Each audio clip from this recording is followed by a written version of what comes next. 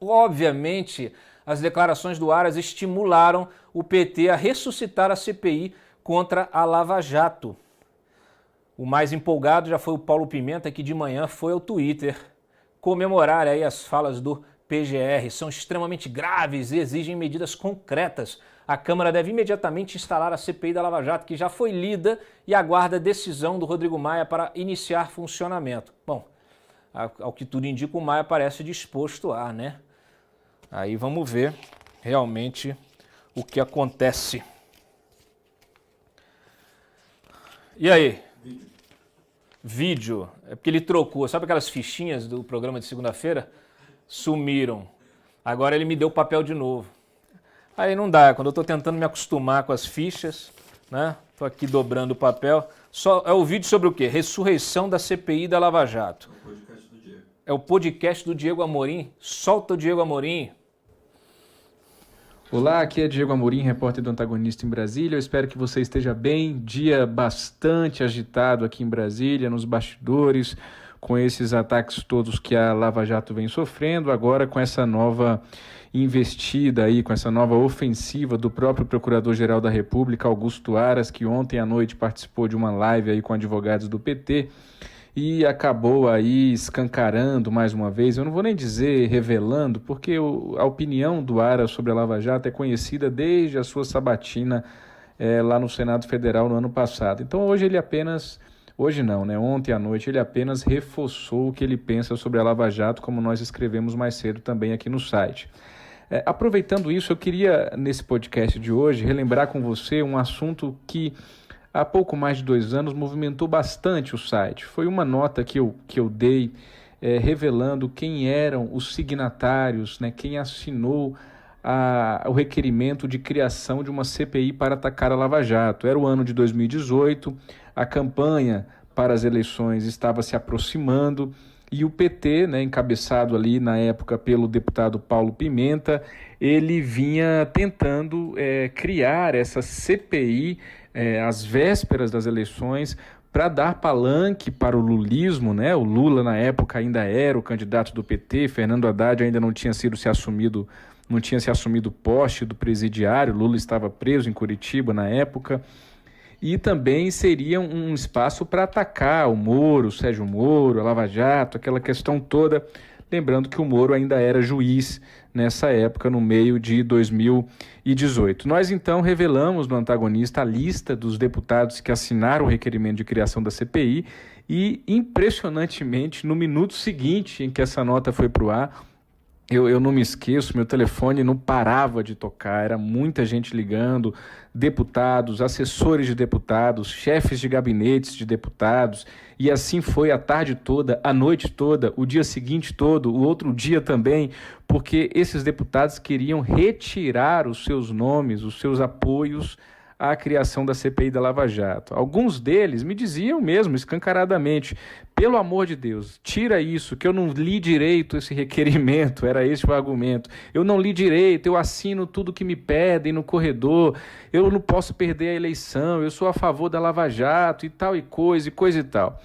Moral da história, para você que não acompanha o Antagonista desde 2018, quem acompanha lembra bem de tudo isso, mas para quem não acompanha eu relembro aqui. Moral da história, mais de 50 deputados tiraram nas próximas horas, nas horas seguintes à revelação dessa nota, os seus apoios à criação dessa CPI. E o Rodrigo Maia, que havia prometido ao Paulo Pimenta instalar a CPI naquela semana, acabou se vendo obrigado a não instalar a CPI da Lava Jato, que acabou sendo arquivada nessa mudança de legislatura, conforme manda o regimento da Câmara. Por que eu estou contando essa história toda? Primeiro porque é interessante a gente relembrar isso, é até bom, né, o jornalismo ali que dá resultado, e a gente tem muito isso no Antagonista, notas nossas, coberturas nossas que mudam mesmo assim o rumo das coisas no Congresso Nacional e aqui em Brasília. É esse o nosso papel aqui no site, é esse o meu papel no Antagonista. E eu volto a esse assunto porque hoje o Paulo Pimenta, animado com essas declarações de Augusto Aras contra a Lava Jato, voltou a falar em instalar uma CPI para atacar a Lava Jato, para servir de palanque de ataques à Operação Lava Jato, a maior operação contra a corrupção da história do Brasil. Um grande abraço, até amanhã e tchau. Muito obrigado, Diego Amorim. Vocês que são assinantes do Antagonista Mais têm acesso aos nossos podcasts exclusivos, a conteúdos exclusivos, antecipadamente, em áudio, vídeo e também escrito. Assinem. Aliás, quem está querendo ver a carinha do Freitas, assina o Antagonista Mais. Vamos fazer uma campanha. Assina o Antagonista Mais e o Freitas aparece para você. Tá bom? Bom, declarações... Bom, aí tá aí, Bolsonaro, né? Declaração, criminalização da fato vergonhoso e lamentável, que o editorial do Mário Sabino justamente falando dessa criminalização, da tentativa de criminalização da Lava Jato. É um fato vergonhoso e lamentável.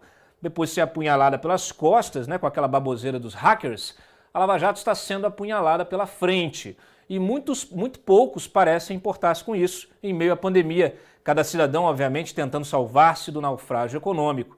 A pandemia, aliás, serve também para reforçar o discurso esperto dos suspeitos de sempre, segundo o qual a corrupção é um mal menor diante da questão econômica e o combate a ela. Neste momento pode até piorar o quadro causado pelo coronavírus, visto que perturba os mercados. Sabe como é?